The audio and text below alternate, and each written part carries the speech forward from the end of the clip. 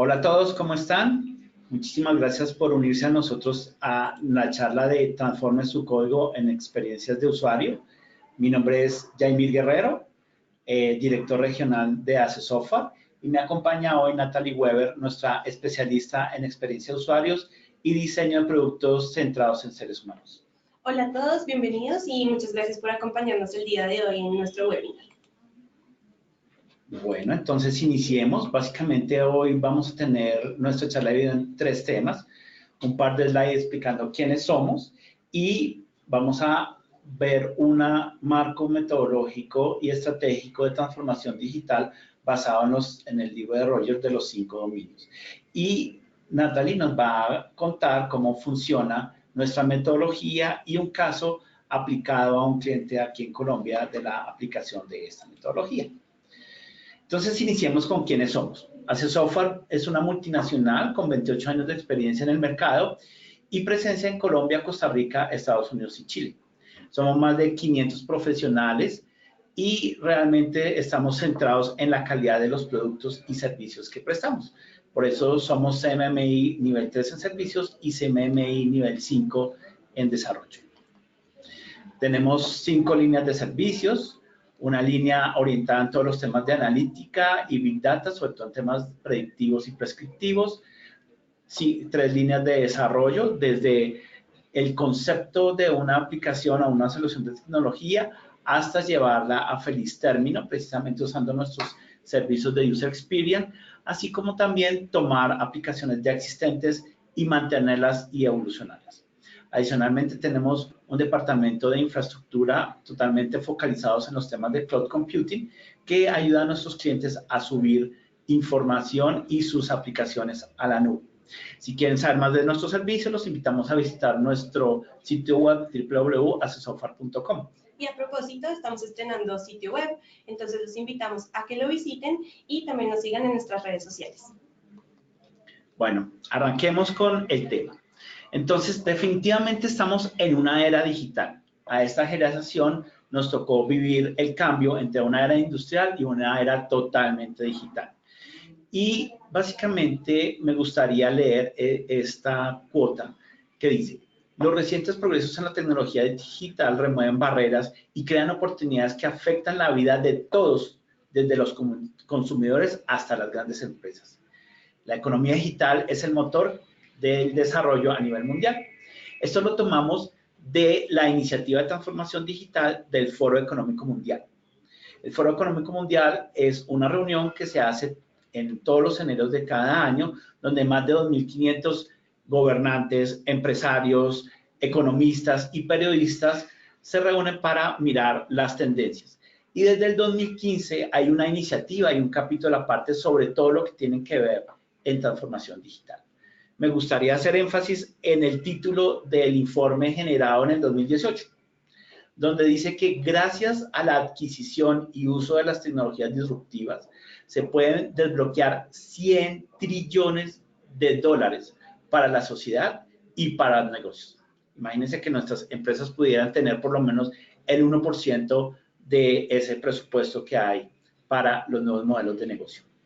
Este informe se centra en 5 aspectos importantes. ¿Cómo es hoy el consumo digital? ¿Cómo los consumidores han cambiado la forma en la que usan y consumen nuestros productos y servicios? ¿Cómo la empresa se tiene que volver digital y adquirir capacidades digitales para responder a estos nuevos retos? Y a la misma forma, cómo la economía genera un nuevo concepto de plataforma, que lo vamos a explicar más adelante en el marco del playbook de Rogers. Adicionalmente, todas las implicaciones sociales, todo lo que hemos visto en los noticieros respecto a los temas de empleabilidad, de nuevas capacidades que deben tener nuestros profesionales para vivir en estas eras digitales. Y finalmente, cómo esos 100 trillones de dólares realmente se permean en la sociedad y generan bienestar social para todas las personas a través de gobiernos inteligentes. ¿Cuáles son las tecnologías disruptivas que debemos estar listos para adquirir? Está pues claramente la inteligencia artificial, que hoy ya es una realidad que la vemos aplicados en muchos productos y servicios. Está todo el tema de los vehículos que se manejan autónomos, no solamente los vehículos particulares, sino, por ejemplo, el transporte público o el transporte de carga. Todo el tema del uso de la nube para el procesamiento de datos. Los temas de manufactura usando impresiones en 3D. Imagínense un modelo económico en el cual no exportemos bienes y productos, sino simplemente patentes y derechos de uso. Y a través de impresoras 3D imprimamos los productos en cada una de las sucursales o lugares de consumo. Innegablemente el Internet de las cosas, ya no solamente en los temas de domótica, sino en Smart Cities y todo lo que tiene que ver con robótica y drones. Y innegablemente también las redes sociales, que son el mejor medio de comunicarnos y el mejor medio de obtener información de nuestros clientes como un generador de valor para los negocios. Venkat Bectraman, en su libro La Matriz Digital, nos cuenta que ya definitivamente existen muchas empresas que ya son totalmente digitales y los llama los líderes digitales. Y se caracterizan por 3 dimensiones: la escala, el alcance y la velocidad. La escala, voy a colocar algunos ejemplos con cifras para que nos entiendan. En 1999, Google tenía 1 billón de búsquedas. En el 2013, Google ya contaba con 1.2 trillones de búsquedas anuales y ya en el 2015 había llegado a 2 trillones de búsquedas. Es una escala descomunal. Comparemos esto con un producto de la era industrial como Gillette, las cuchillas de afeitar, como Coca-Cola. ¿Cuánto tiempo le tomó a estas industrias penetrar el mercado y llegar a esta misma cantidad de usuarios? Por el otro lado está el tema del alcance. El mismo Google, que antes solamente era un motor de búsquedas, hoy está en cientos de negocios. Por ejemplo, en el 2008 estaba en 0 celulares y en el 2015 ya está en 1.2 billones de celulares a nivel mundial. ¿Y qué tal los temas de velocidad? Por ejemplo, Airbnb o Uber. Uber arrancó en el 2011 con solo 300,000 conductores. Hoy también tiene una cifra de 1.5 billones de conductores haciendo presencia en 190 países. Entonces, realmente esos negocios escalan a muy pocos años. Estamos hablando de unos marcos de tiempo de 4 o 5 años para lograr un alcance y una penetración en el mercado que es realmente impresionante. Y el mensaje aquí es que estas capacidades digitales, gracias al hecho de la nube y a fácil acceso a estas nuevas tecnologías, pues las podemos adquirir cualquiera, no solamente los nuevos negocios, sino los negocios tradicionales, quienes tienen que enfrentarse al reto de estar en esta nueva era digital. Para eso, efectivamente, vamos a mirar un marco metodológico que se llama la maestría digital. Entonces, la maestría digital no se trata de tecnología en sí. Realmente se trata de cómo se usa toda esta tecnología que nombramos para transformar nuestros negocios y volverlos digitales. Y efectivamente, en el libro de Westerman, se hizo un estudio a cientos de empresas en diferentes países, no solamente en Estados Unidos, sino en Europa, respecto a qué es lo que se necesitaba para realmente adquirir estas capacidades digitales. Y básicamente se encontró que se necesitan 2 grandes temas. El hecho de comprar y adquirir esta tecnología y el liderazgo que tienen los miembros de las empresas para que esa tecnología efectivamente sea implementada y utilizada para generar valor de negocio. En ese orden de ideas se crean 4 tipos de empresas. Los principiantes, que son aquellas empresas que hasta ahora tienen capacidad de comprar tecnología y no tienen desarrollados sus programas de liderazgo. Los fashionistas, que son esas empresas que adquieren tecnología por moda, pero por no tener liderazgo son incapaces de generar valor sobre esa tecnología. Los conservadores, que tienen personal muy bien capacitado, que son líderes en la industria, pero que no tienen esas capacidades digitales o no las adquieren a la misma velocidad que otras empresas. Y los maestros digitales, que son aquellas empresas que adquieren tecnología, generan valor y aparte de eso, las personas que trabajan en estas empresas tienen el liderazgo de implementar y de utilizar esta tecnología para retar sus modelos de negocio, para mejorar sus ingresos y reducir los costos de operación de este tipo de empresas. Hablemos en plata blanca. Esto realmente, esta encuesta tomó indicadores económicos de las empresas que están en los 4 dominios y, por ejemplo, miremos el tema de la eficiencia en la generación de ingresos. Entonces, los principiantes logran decrecen sus ingresos en un 4% por el hecho de no tener la capacidad de adquirir tecnología ni el liderazgo. Mientras que los fashionistas ingresan y aumentan sus ingresos en un 6% gracias a adquirir nuevas tecnologías y nuevas capacidades digitales. Por el otro lado, las empresas conservadoras que no están metiéndose en este mundo digital, pues realmente están viendo que sus ingresos decrecen hasta en un 10%.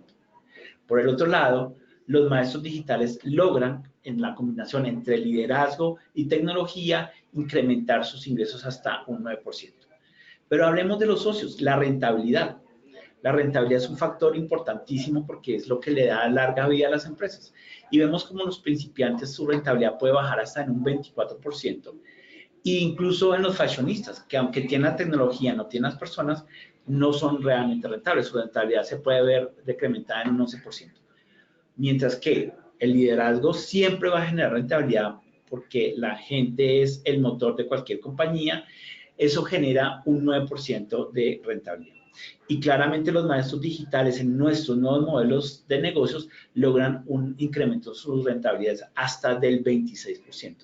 Esto fue medido utilizando el EBITDA de cada una de estos tipos de compañía. Entonces, este libro y este estudio lo que nos demuestra es que realmente entrar en la era digital es muy importante porque hay no solamente unos mercados cautivos, sino efectivamente hay unos incentivos para que nuestras empresas crezcan gracias a estas nuevas capacidades digitales. Ahora sí, entendamos un poco el tema de los 5 dominios de la transformación digital. Esto es basado en un libro que se llama El Playbook de un autor que se llama Rogers. Y él dice que lo primero que dice es que la transformación digital no se trata de tecnología, se trata de estrategia y esto es fundamental. Yo no simplemente puedo adquirir tecnología si no tengo una estrategia y efectivamente unos objetivos de negocios. Y también se trata de nuevas formas de pensar, de usar la tecnología para reimaginar y reinventar el core de nuestros negocios, de cada uno de nuestros negocios. Entonces él dice, miren, como esto es estrategia, yo en la estrategia de mi compañía debo incluir 5 dominios, o sea, mi estrategia debe incluir un plan, por lo menos una táctica o por lo menos una acción en cada uno de estos 5 dominios. Y los divide en clientes, competición, datos, innovación y valor. Entonces, empecemos por el tema de los clientes. Entonces él dice, mire, gracias a las redes sociales, hoy yo no tengo un cliente anónimo, un cliente al que no conozco. Las redes sociales nos dan acceso a lo que piensan nuestros clientes de nuestros productos y a cómo interactúan ellos, no solamente con los productos, sino con otros clientes que utilizan esos productos. Por eso, la estrategia orientada a clientes debe estar totalmente dirigida a conocer esas redes y a brindarle a través de esas redes canales en doble vía donde yo me pueda comunicar directamente con mis clientes, conocerlo y empezar a co-crear y a generar valor entre ambas partes, entre mi empresa y mis clientes. Por eso, efectivamente, la estrategia debe estar focalizada en repensar los clientes, dejar de verlos masivos, dejar de simplemente sentir que yo les envío comunicación en un solo canal, dejar de pensar que efectivamente la empresa y los intereses económicos de la empresa son más importantes que el cliente mismo y un mercadeo que solo se dedica a persuadir a esos clientes. No, yo tengo que realmente moverme a tener y ver mis clientes como una red dinámica, como una red que se expande y una red de la cual yo puedo obtener beneficios, como una comunicación en doble vía.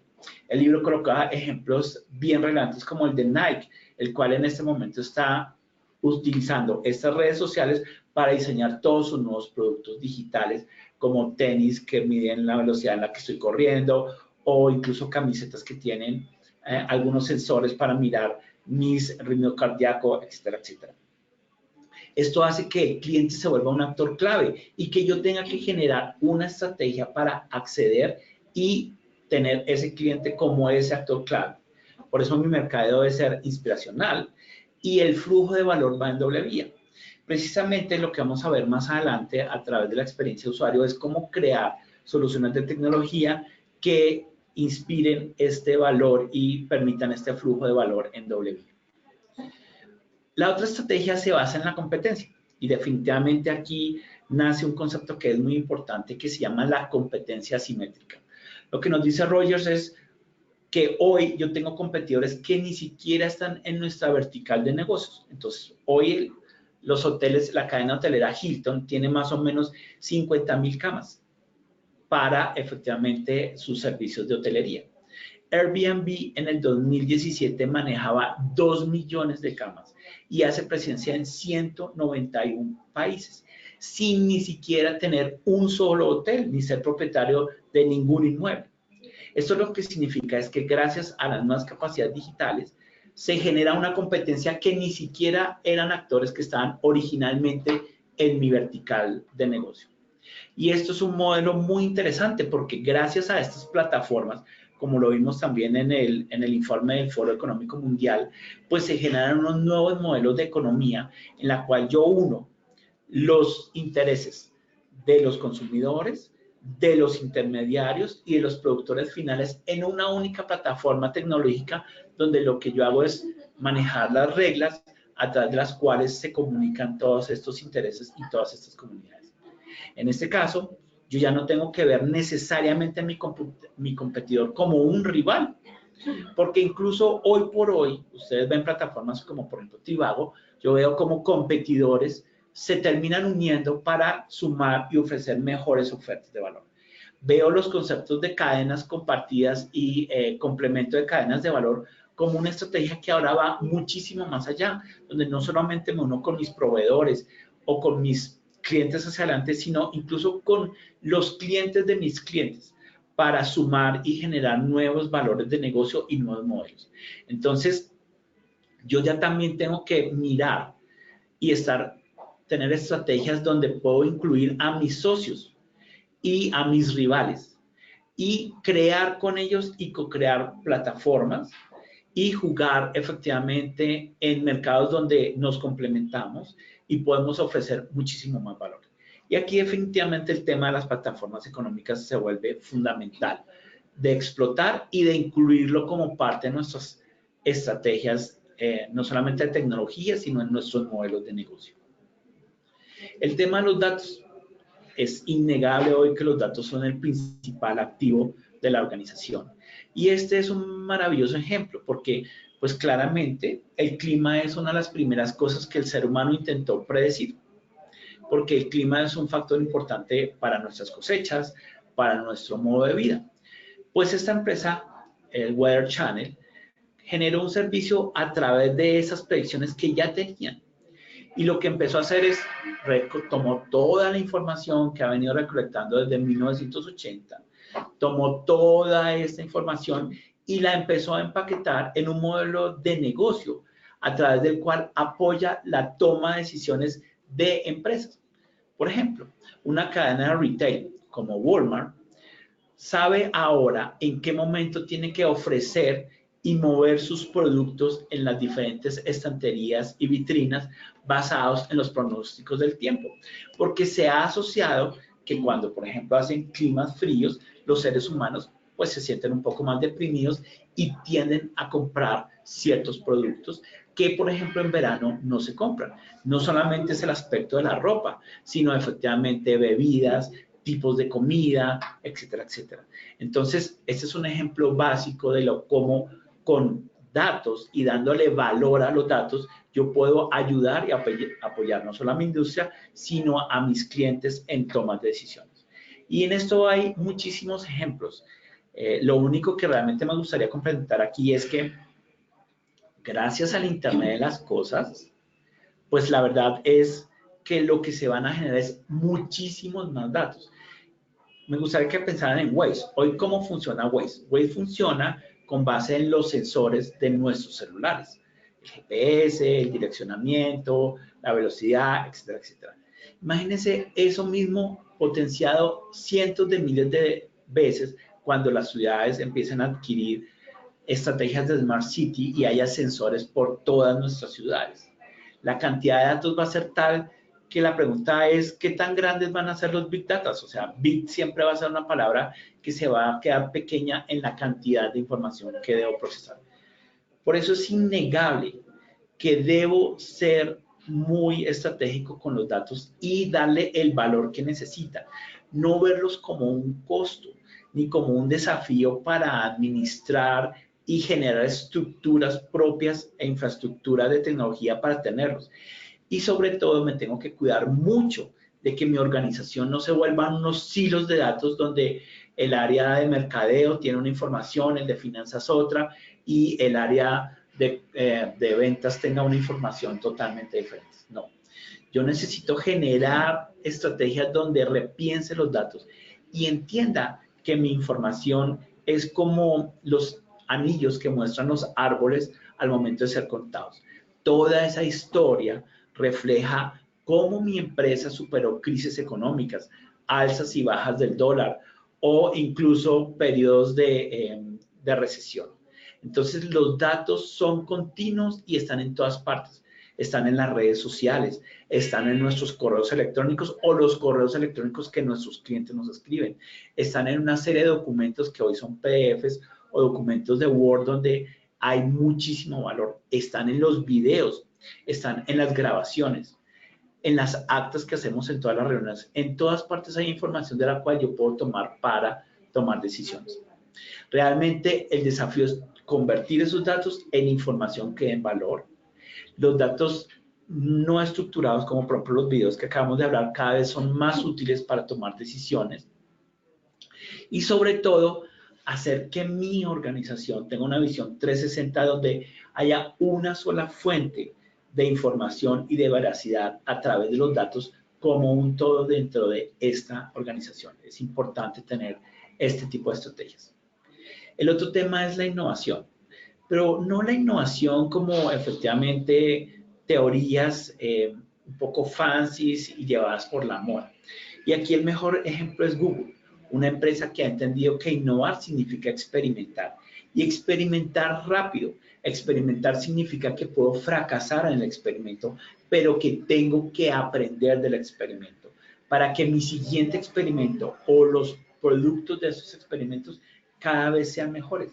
A tal punto, como lo vemos en Google, que cada uno de sus productos es un experimento y todos los días retroalimenta esta información para hacer muchísimo mejor sus productos. Así que definitivamente yo sí tengo que incluir en la estrategia de mi organización la innovación, pero con un altísimo grado de experimentación, dando la libertad para que todos los miembros de la organización experimenten, aprendan a tomar decisiones basadas en pruebas y validaciones, aprendan a utilizar las tecnologías que hay en la nube, que son realmente fáciles, asequibles y baratas, para probar ideas, modelos nuevos de negocio, nuevos servicios, nuevas características en los productos, nuevos canales de relacionamiento y comunicación con mis clientes.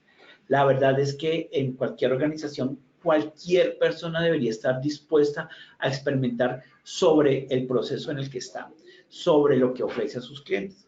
Y el reto es que todo ese conocimiento se centre para resolver el problema correcto y el problema que me ayude a generar el liderazgo que necesitamos para generar al final del día valor a través de la tecnología. Esto es muy importante.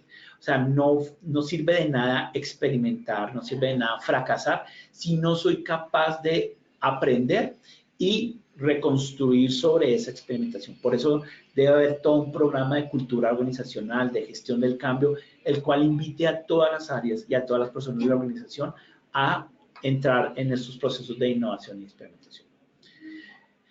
Y la quinto dominio, pero no el menos importante, es el tema de la propuesta de valor. La propuesta de valor es lo que nuestros clientes perciben de nuestros negocios, lo que nosotros queremos ofrecerles. Y para aquí voy a escoger este tema que es la música. Originalmente la música siempre ha sido buena. Antes la música nos la entregaban en vinilo o en cassettes. Y siempre la propuesta de valor es darnos cada vez mejor música y de muy buena calidad. Sin embargo, efectivamente, gracias a las plataformas digitales, empezó a evolucionar el negocio y por ende las propuestas de negocio. Y efectivamente ahí empezaron a ofrecernos acceso instantáneo a la música. Entonces yo ya no tendría que ir a comprar hasta un almacén de música, sino a través de internet podría tener acceso a las canciones que a mí me gustan.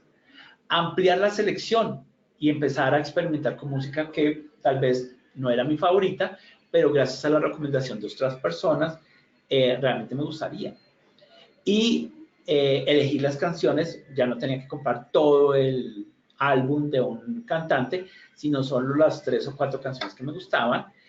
Y otra propuesta de valor que empezaron a hacer es crear dispositivos. Originalmente existía el famoso Walmart, pero realmente evolucionar hacia dispositivos conectados que no solamente me ofrecían la música, sino que me ayudaban a tomar decisiones. Entonces, miremos este tema que es interesante. Napster tenía sobre la música grabada, que en su momento era producida por la industria norteamericana de la música, tenía la posibilidad de entregarnos la música gratis. Pero miren que gratis no es suficiente. Incluso las demás empresas que hoy nos tienen y son éxito en los temas de música digital como Spotify, nos cobran por la música de calidad.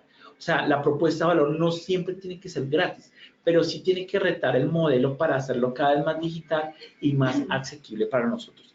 Así que tenemos que vernos abocados a poder retarnos a nosotros mismos, a cuestionar nuestro modelo de negocio, pero descubriendo qué es lo que el cliente quiere como modelo de negocio. Eso es importantísimo.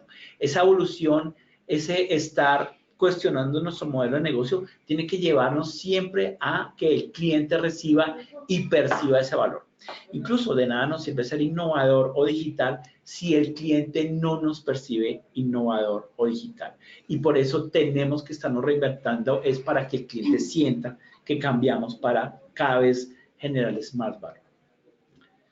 Bueno, entonces hasta aquí un poco el marco teórico sobre el cual nos queremos mover en esta charla. Y ahora sí vamos a hablar sobre cómo se construye una experiencia digital utilizando la combinación entre el diseño de productos y la ingeniería de software. Un poco antes de darle paso a Natalie, me gustaría contarles que al interior de su software, pues sobre cada uno de los dominios, hemos intentado definir y establecer servicios o propuestas de valor en la cual nosotros podamos apalancar las estrategias de transformación digital de nuestros clientes. Y puntualmente, para hablar del tema que vamos a hablar hoy con Natalie, pues en el tema de clientes hemos incluido que todos nuestros productos de software incluyan metodologías de User Experience o Human Design, Human Centered Design e incluso metodologías de co-creación con nuestros clientes como Design Thinking. Y lo digo desde el aspecto de ingeniería, ha sido maravilloso, ha sido un verdadero santo grial porque hemos descubierto nuevas formas de adquirir y conocer las necesidades de nuestros clientes sin pasar por siempre el proceso de levantamiento de requerimientos, sino realmente hemos ido al sentir de nuestros usuarios. Entonces, sin decir más, Natalie, por favor. Muchas gracias, Jamie. Bueno, entonces, como les decía Jamie, lo que respecta a este dominio de la experiencia de la transformación digital del cliente, nosotros adaptamos 3 fundamentos. Estos son 2 metodologías, la metodología de Design Thinking o pensamiento de diseño, la metodología del diseño centrado en el ser humano y el enfoque de User Experience. Bueno, entonces, en lo que respecta al Design Thinking, esta es una metodología muy beneficiosa al interior del equipo.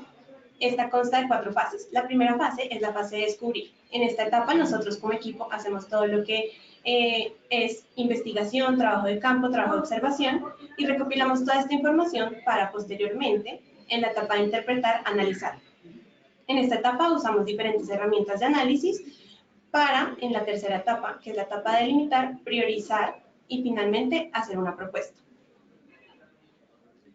La segunda metodología, que es la metodología de diseño centrado en el ser humano, nos ayuda a tener un acercamiento con un enfoque creativo a la solución de problemas. Como lo dice su nombre, el propósito es tener siempre en el centro del proceso al usuario o al ser humano. Esto nos permite tener una inspiración, una ideación y una implementación desde lo que ellos realmente necesitan, desde sus necesidades reales. Además de esto, tenemos un enfoque de User Experience. Este enfoque lo que nos permite es que, teniendo en cuenta las metodologías anteriores y la identificación de las necesidades de los usuarios, podemos brindarles experiencias significativas. Para esto, nos enfocamos en darles valor. ¿Cómo les brindamos valor? Bueno, intentamos proponer y ofrecer soluciones de tecnología útiles, deseables, es decir, que los motiven para que las utilicen, accesibles, creíbles, asequibles y usables. Bueno, habiendo explicado rápidamente estas dos metodologías y este enfoque de experiencia de usuario que tenemos implementado precisamente para apoyar las estrategias de nuestros clientes, les voy a presentar el proceso que utilizamos para el desarrollo de nuestros proyectos y pues para llegar a nuestra propuesta de tecnología. Entonces, el primer paso es una etapa de contexto, una contextualización con el cliente. Esto nos ayuda a entender realmente qué es lo que quiere el cliente que hagamos y en lo que lo apoyemos. El segundo paso es el inicio de nuestro proceso como equipo. Y antes de iniciar tenemos una presentación con todo el equipo para presentar la metodología y de esta forma pues todos tenemos conocimiento de las diferentes etapas. Durante la etapa de descubrir, como les mencionaba en la primera metodología, nos acercamos a nuestros clientes y a nuestros usuarios para poder identificar no solo las necesidades de nuestros clientes, sino también las necesidades de nuestros usuarios que pueden no ser visibles pues desde el punto de vista de los clientes y así descubrir sus necesidades puntuales. Bueno, aquí me gustaría apoyar a Natalie diciendo lo siguiente. Muchas de las arquitecturas, de las metodologías ágiles para desarrollo de software dicen o manifiestan que la arquitectura del software nace en los mismos sprints de construcción de las aplicaciones. Pero la verdad es que si nosotros queremos crear un producto que, por ejemplo, soporte 1.500.000 visitas por mes, pues realmente uno puede dejar que la arquitectura no tenga una propuesta formal. Por eso entonces, desde la etapa 3, los arquitectos de ese software se unan al equipo de User Experience para empezar a entender cuáles son esos atributos de calidad desde el punto de vista de software que debe contar el producto para poderlo desarrollar e implementar. Sí, exactamente. Y de hecho, más adelante les vamos a presentar un proyecto en el que implementamos este proceso, donde se hace evidente el acompañamiento de arquitectura y de la ingeniería desde las fases tempranas del proyecto, como lo es pues, la fase de descubrir, donde hacemos todo el trabajo de campo. Además, en esta segunda fase de interpretar, como les mencionaba, hacemos todo el análisis y definimos las oportunidades de mejora, donde posteriormente vamos a intervenir desde el diseño y desde la ingeniería.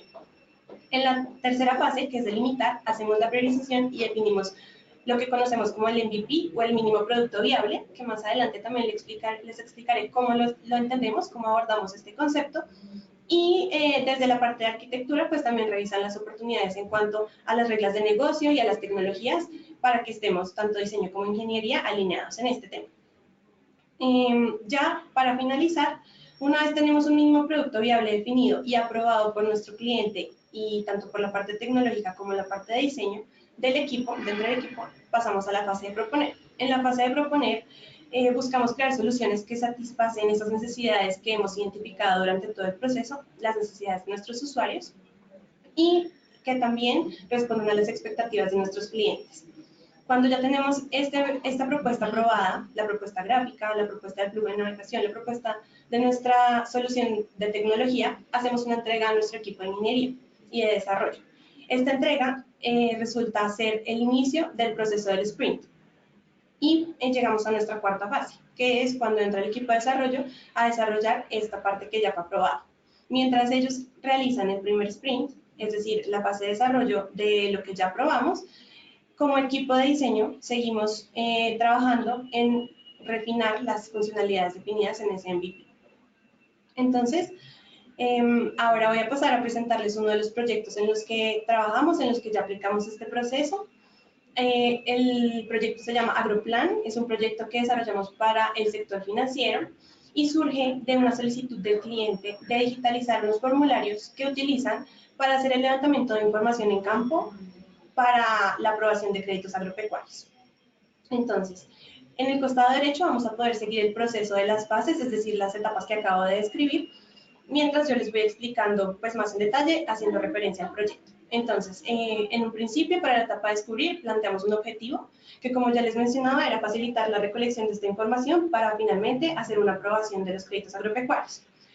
¿Por qué estaba pasando esto? Porque el cliente identificó que con el método actual, pues había algunos fraudes, entonces con esta solución pretendían evitar estos fraudes, evitar la alteración de la información, dado que se estaba recolectando manualmente y que había casos de doble financiación. Para iniciar la investigación, como podemos observar en las imágenes, fuimos a 5 fincas, donde acompañamos a los funcionarios a hacer las entrevistas, el levantamiento de la información, hicimos un trabajo de observación y posteriormente hicimos pues, entrevistas ya con los usuarios directamente. Es importante resaltar que en esta etapa nos acompañó un arquitecto de software que también pudo hacer algunas preguntas desde la parte un poco más técnica y empaparse de todo lo que sería pues, nuestro trabajo de observación y nuestras entrevistas. La siguiente fase es la fase de interpretar. En esta fase usamos diferentes herramientas de análisis para analizar toda la información que acabamos de recopilar en esta primera fase. Les voy a comentar algunas de las herramientas que utilizamos, pero en realidad estas no siempre son las mismas y varían de acuerdo pues, al objetivo del proyecto o de la investigación. La primera herramienta de análisis que usamos para Agroplan es la herramienta del perfil de usuario. El perfil de usuario es una descripción de un individuo ficticio que representa a un grupo de usuarios que tienen características, comportamientos o actitudes similares. En este caso, identificamos 2 usuarios. Había un funcionario que podemos llamar planificador interno, pues que tenía unas características diferentes y que estaba contratado directamente por el cliente. Y había un segundo perfil, que es el planificador externo, que no estaba contratado como nómina, por así decirlo, de cliente. Y a cada uno de estos le atribuimos una descripción y como podemos ver en la pantalla, hacemos una diferenciación entre sus características. Por ejemplo, una muy notoria en este caso es el trabajo en equipo, mientras que el planificador interno tiende más a trabajar por sí solo, el planificador externo trabaja más en equipo. Esto mismo se puede visualizar, por ejemplo, en el uso de la tecnología. El planificador interno tiene un uso de la tecnología mucho más alto, mientras que el planificador externo tiene un uso de la tecnología mucho más bajo. Este tipo de características y de aspectos que determinamos y podemos identificar nuestros usuarios nos van a ayudar posteriormente para proponer, como les mencionaba, de acuerdo a las necesidades que ellos tienen y poder diseñar desde el usuario. Bueno, una vez identificamos los perfiles de usuario, usamos otra herramienta que se llama el Journey Map o el mapa de recorrido. Esta herramienta nos permite visualizar todos los momentos que tiene el usuario durante una experiencia, durante el uso de un producto o de un servicio. Esto de forma sistemática, es decir, nosotros podemos ver todo el panorama general para identificar cómo interactuar con el producto o con el servicio. Es decir, identificamos diferentes momentos de la experiencia, en este caso, en el caso de Agroplan, tenemos 3 macromomentos, que son la recopilación de datos de la solicitud, el momento en el que van y hacen la visita al predio para la evaluación, y el tercer momento, que es ya el diligenciamiento del formulario, pues completo en su totalidad. Es importante resaltar que en ocasiones hacemos journey maps o mapas de recorrido por cada perfil de usuario. Esto varía pues dependiendo de los perfiles de usuario que identifiquemos. Entonces, volviendo a Agroplan puntualmente, se identificaron estos 3 momentos, estos 3 macromomentos, y lo importante del Journey Map es que nos permite identificar adicionalmente los puntos de dolor. Estos puntos de dolor nos dan una visión de dónde podríamos intervenir desde el diseño y desde la ingeniería para proponer nuestra solución de tecnología. Entonces, para el primer momento, para la recopilación de datos y de la solicitud, identificamos como un punto de dolor que no contaban con información completa y esta información que tenían no era fácil de analizar. Para el segundo momento, encontramos que como puntos de dolor, primero tenían un formulario muy extenso y difícil de manejar, sobre todo en las visitas al campo, como pudimos ver en las imágenes, y como podemos ver al principio, los formularios eran bastante extensos. El segundo punto de dolor de este momento es el hecho de necesitar internet para obtener información relevante, es decir, en últimas no iban a poder completar todo el levantamiento de información en campo. Y el tercer punto de dolor de este momento era el hecho de tomarse tiempo extra de las visitas para obtener la información necesaria. Por último, para el tercer momento, para el diligenciamiento del formulario completo, tenían como punto de dolor el hecho de tener que transcribir la información recopilada en el trabajo de campo, pues después en un segundo momento, y el hecho de perder evidencia que soporta pues el trabajo que acaban de realizar. La tercera herramienta de análisis que utilizamos son los insights. Estos insights son hallazgos clave que permiten dar un enfoque al proyecto. Esto, pues teniendo en cuenta las necesidades que identificamos con las herramientas anteriormente. Para este caso voy a destacar dos insights muy relevantes que encontramos que ayudan a entender muy bien cómo esta investigación, este proceso, nos ayuda a identificar realmente cuál es la necesidad del usuario, cuál es la necesidad del cliente y dónde podemos intervenir. Entonces, el primer insight para este proyecto, para Agroplan, es el hecho de que los funcionarios que tenían que hacer que tienen que ir a hacer este levantamiento de información no tienen un formulario estándar. Es decir, al momento de ir a hacer la visita para levantar la información y posteriormente aprobar o no aprobar el crédito agropecuario, no utilizaban los formularios que se les entregaban. Por el contrario, utilizaban unas preguntas que ellos tenían predeterminadas según pues, el criterio de cada uno. Adicionalmente, estos insights nos permiten, desde esta etapa, plantear oportunidades de intervención. En este caso puntual, en el de este insight, es pues proveer una herramienta que permita recolectar los datos durante el recorrido, esto sin interrumpir pues la actividad que está haciendo y la interacción que tiene con la persona que es entrevistada. El segundo insight es que cuando el cliente hizo la solicitud, pues digamos que nos pidió digitalizar estos formularios, se pensó en un principio digitalizarlos para uso web. Es decir, pues que esto implicaría que nuestro funcionario, al momento de ir a hacer el levantamiento de información, utilizará un computador. Pero se encontró que en realidad este es un elemento que resulta ser incómodo para el funcionario y de alguna manera es un elemento poco amigable para las personas del campo que están siendo entrevistadas para pues, la aprobación de su crédito agropecuario. ¿Cuál es la oportunidad que identificamos acá? Entonces podemos implementar una herramienta o un dispositivo que no interrumpa la comunicación entre el planificador y la persona que está siendo entrevistada, el productor, dado que pues, puede ser poco amigable. Si me permites comentar, este es el tipo de hallazgos que un levantamiento de requerimientos clásico nunca hubiera encontrado. Un cliente nos hubiera mandado a hacer un sitio web y nosotros inmediatamente hubiéramos saltado a hacer el sitio web. Esto es efectivamente donde hemos encontrado muchísimo valor de estas nuevas metodologías. Sí, totalmente de acuerdo. Y es que antes de pasar a mostrarles el siguiente paso, que es el MVP, de estos dos hallazgos y pues del análisis de las herramientas anteriores, quiero destacar que como en un principio se solicitó que fuera para uso web, después de descubrir esto, de estos hallazgos y estos insights, la propuesta, digamos que tuvo un cambio, es decir, se decidió digitalizar parte de los formularios en una versión móvil para que el funcionario pudiera utilizarlos durante su visita y su levantamiento de información en campo, y una parte web que sí finalizaría ya posteriormente en el escritorio, en la oficina, donde tiene más tiempo, donde está más cómodo y donde puede hacer todo lo que se refiere a proyecciones o a cálculos numéricos que de pronto no son cómodos de hacer en el campo. Entonces, teniendo en cuenta que este fue el resultado de los insights, que ya no era web, sino era parte móvil y parte web, pasamos a hacer las funcionalidades del MVP.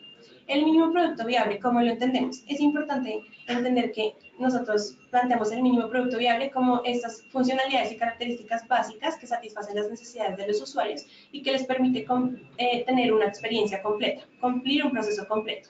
Y esto para después tener una retroalimentación y en desarrollos siguientes, pues refinar sobre este mismo. Entonces, ¿cómo presentamos ese MVP? Nosotros tenemos unas funcionalidades que categorizamos y priorizamos de acuerdo a lo que debe tener, a lo que puede tener y a lo que sería ideal que tuviera pues esta solución de tecnología.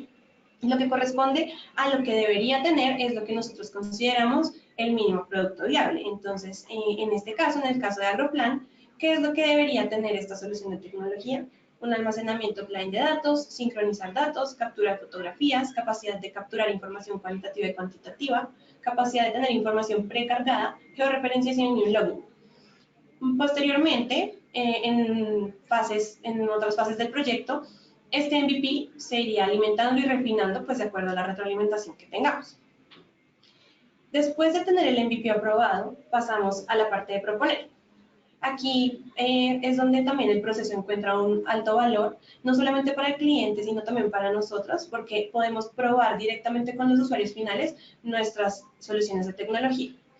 ¿Cómo lo probamos? Primero, hacemos unos wireframes, que son unos prototipos de baja definición, como lo están viendo en la imagen. Los hacemos muchas veces en papel y en lápiz, y con estos hacemos una primera prueba de testeo.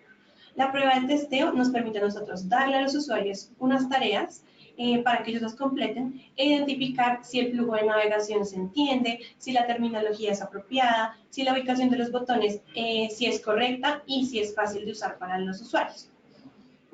Después de tener esta primera prueba de testeo, nosotros hacemos los ajustes ya en la parte digital, en los mockups. Los mockups son las mismas pantallas propuestas en los wireframes, pero ya tienen estilos gráficos, ya tienen la tipografía, la paleta de color, y esto nos permite probar una segunda vez nuestra solución, nuestra propuesta.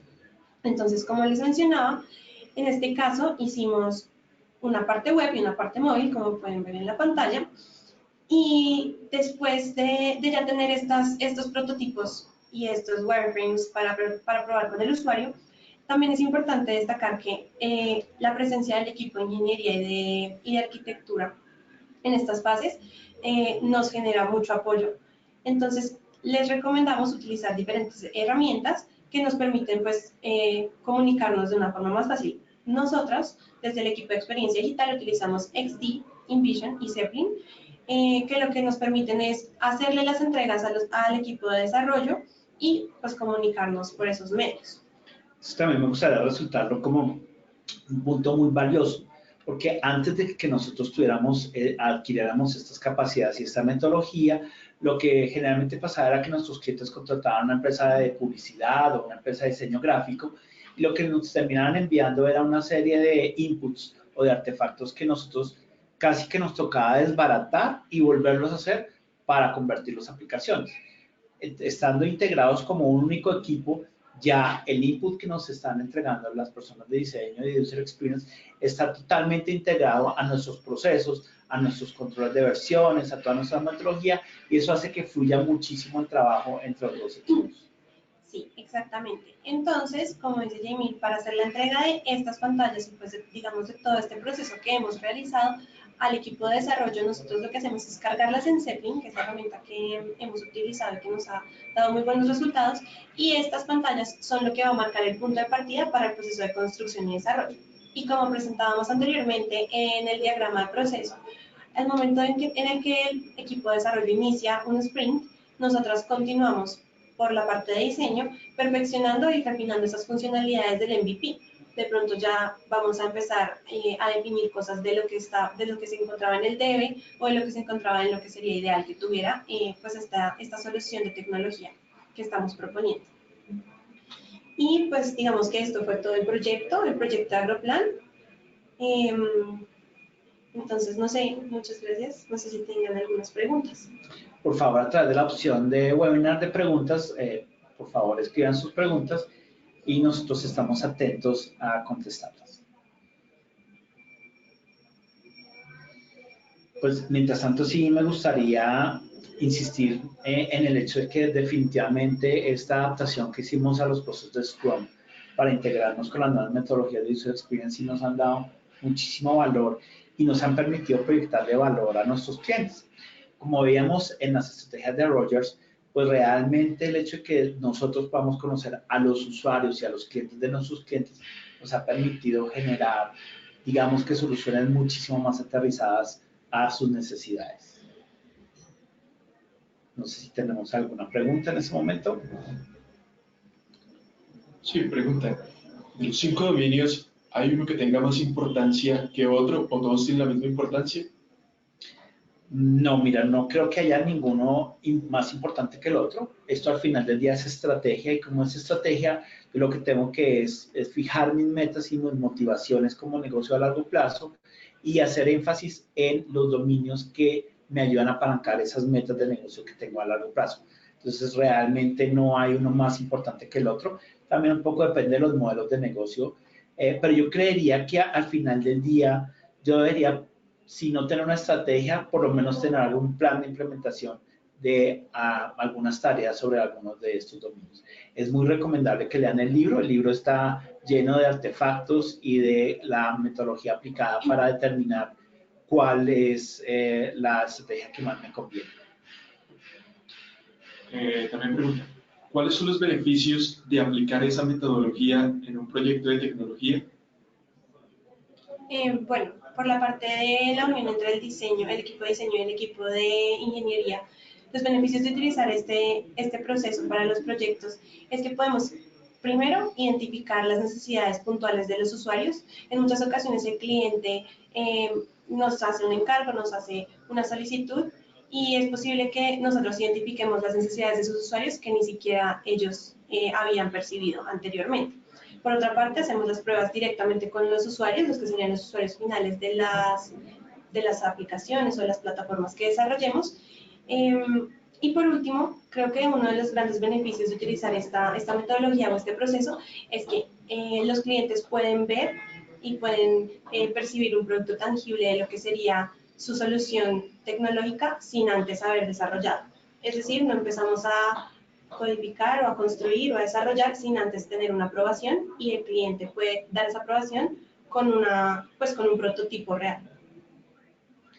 Pregunta César Cabrera, ¿qué otros proyectos nos podrían comentar con ese enfoque? Pues mira, ya hemos hecho varios productos, no solamente en temas de aplicaciones para empresas grandes, sino a principio de año hicimos un proyecto con una startup en Washington, los cuales ellos querían también hacer un producto para el tema agrícola. Y ellos realmente solo tenían una idea de negocio, realmente solo tenían su modelo de negocio. Gracias al hecho de haber arrancado no desde el formato estándar de levantar requerimientos, sino desde un proceso de co-creación con ellos, ellos fueron entendiendo un poco más cómo funciona la agricultura en nuestros países y tuvieron la oportunidad de refinar su modelo de negocio. Y al mismo tiempo nosotros fuimos muy asertivos en la entrega del MVP. Ellos en este momento tienen un MVP funcional y están en la segunda ronda de financiamiento. Igualmente lo hemos manejado para hacer sitios web en empresas de retail, tanto en Colombia como empresas fuera de Colombia, y ya varios de nuestros clientes nos han invitado a participar en talleres de co-creación, en los cuales efectivamente se empiezan a generar ideas de nuevas soluciones digitales. Entonces, sí tenemos varias experiencias positivas alrededor del tema. Edgar Alejandro Rangel pregunta, ¿estas metodologías permiten iniciar sprints tempranos?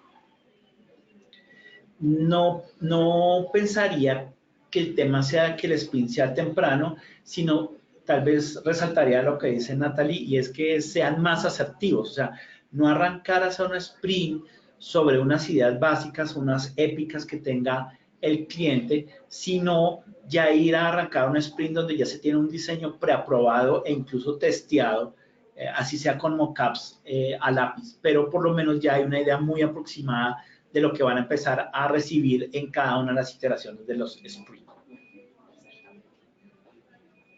Federico Rosas pregunta, ¿qué tiempos promedio manejan en cada etapa del flujo que describía Natalie? Bueno, nuestro proceso tarda aproximadamente entre 1 mes y 2 meses, dependiendo pues de la complejidad del proyecto. Y ya después, cada sprint, nosotros nos adaptamos al tiempo que se defina por el sprint.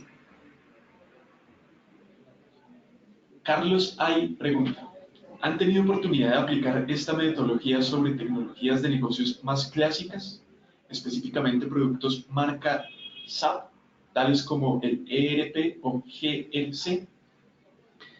No, la verdad es que sobre el software legado en general y algunos ERPs como SAP, pues realmente no podemos aplicar este tipo de metodologías porque digamos que ya esos core de negocio ya digamos que tienen unas infraestructuras y unas experiencias existentes.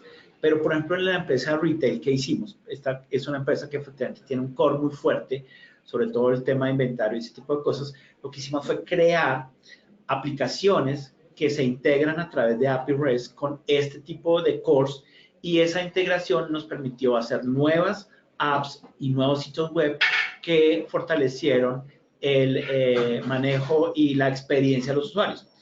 Es más, digamos que una de las apps que hicimos ni siquiera está en el portal público, sino son las apps que manejan los operarios que están en tienda de este gran retail para orientar a los usuarios. Entonces, efectivamente, no afectamos directamente su core, sino creamos una aplicación que interactúa y se integra con estos core de negocios. Andrés Carrión pregunta, ¿cuánto tiempo les tardó migrar de desarrollo tradicional a este proceso de proyectos?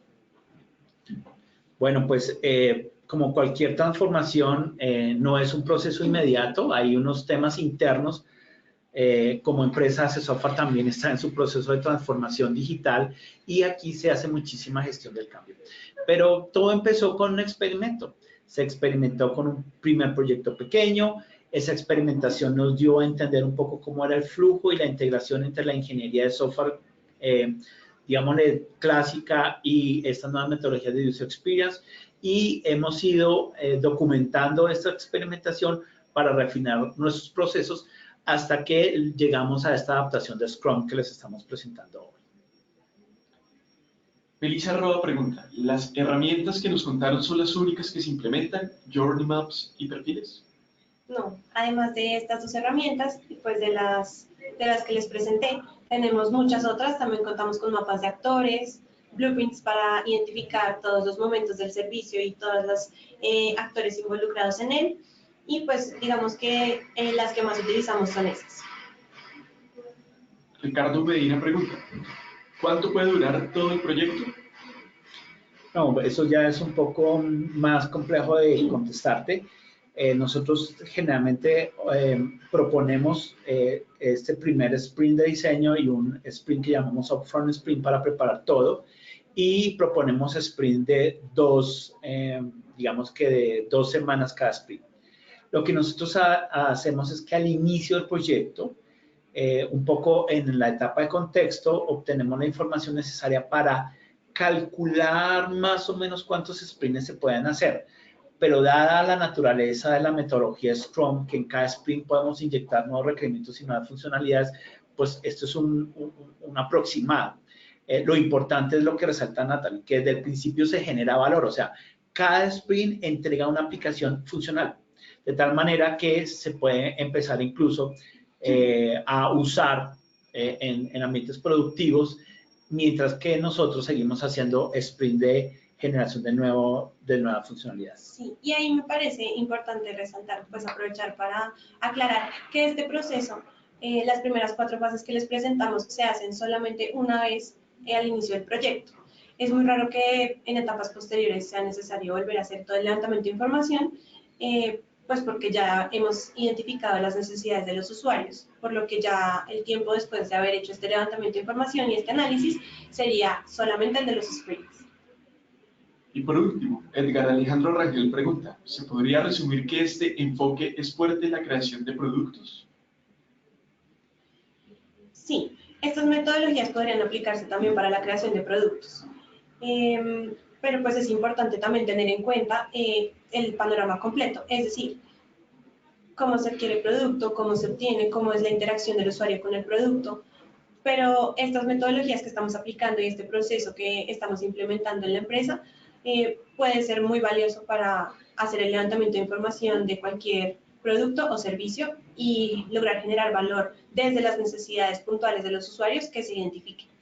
Incluso creo que nosotros ya desarrollamos un proyecto para un portal inmobiliario en el cual el reto era tomar un portal web que ya existía, que era totalmente público, y redefinir un poco la experiencia de usuario para hacerla más agradable. Entonces, pues, aunque efectivamente su concepción es para iniciar soluciones de tecnología desde cero, igual se podría utilizar para evaluar y transformar o actualizar un sitio web existente o una aplicación existente. Bueno, pues antes de despedirnos queríamos compartir con ustedes la bibliografía que usamos para este webinar y pues decirles que van a recibir el material y por favor una encuesta. Para nosotros es muy importante conocer su opinión, saber qué les gustó para siguientes entregas y nuevos webinars que vamos a estar produciendo cada mes. Entonces, pues muchísimas gracias por su asistencia. Sí, muchísimas gracias. Esperamos que haya sido información útil, información pues nueva, y muchas gracias por haber asistido.